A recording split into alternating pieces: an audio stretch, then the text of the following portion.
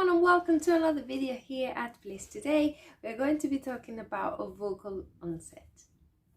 The vocal onset is the very beginning of the sound. What's happening with the vocal cords is what's going to determine what type of onset we have. So far we have four. We have the glottal onset, we have the aspirated or breathy onset, we have the vocal fry, and we have the coordinated or balanced onset.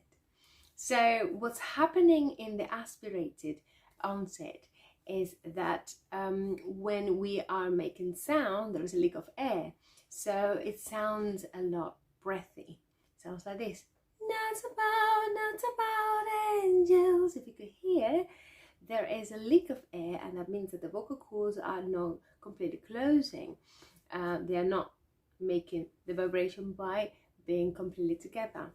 So this can be a stylistic choice, but when we use a breathy onset constantly, it's a little bit damaging for the voice.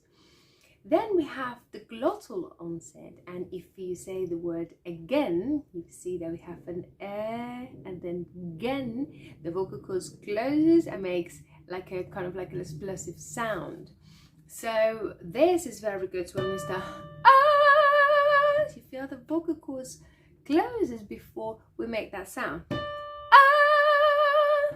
Now, this vocal onset, when done constantly, is also not very healthy for the voice, because it can make you tired, it can damage your vocal cords, and it wouldn't sound pleasant all the time, as it's very difficult to have dynamics on when we are using the glottal onset. Then we have the vocal fries, and that is this sound, which is also a stylistic choice that many of pop singers use. What's happening is that the closure of the vocal cords is being delayed, so it's happening that the vocal cords are closing, opening in a slow motion. So it is a stylistic choice, but it is not very pleasant to the ear when you hear a singer constantly. It might be good for the beginning of the phrase, but it's not something that we can constantly do, and it's also not very healthy for the voice. So what is healthy for the voice? I've been talking about all this vocal onset and how the breathy and the glottal and the vocal fry is not healthy. So what is healthy? It has a coordinated or balanced onset. In this one you can actually do many things. You can actually start your phrase in one way and then change your vocal onset and keep your voice healthy. So if you would like, for example, to have a vocal onset that is not constantly breathy, what you can do is to sing an N, no,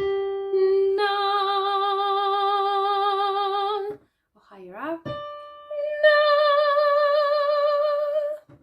If you like to not to have all the time a glottal onset, what we can do is to add an H in the notes. So if you go on a 5-note scale, you can do so it's going to kind of like add a slight separation, a healthy separation between the vocal cords. And when you feel comfortable, then you can reduce that H effect.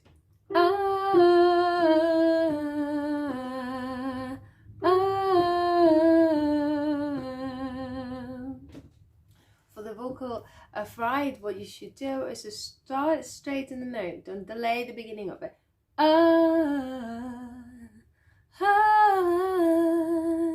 No, but just think about just when like a little ball drop, no, like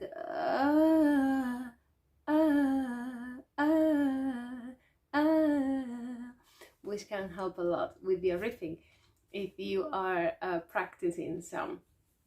And then what you can do to work on your balance onset, the most important thing is to have a breath support and to keep the power of your sound here where the ribs are, when the diaphragm is placed, and then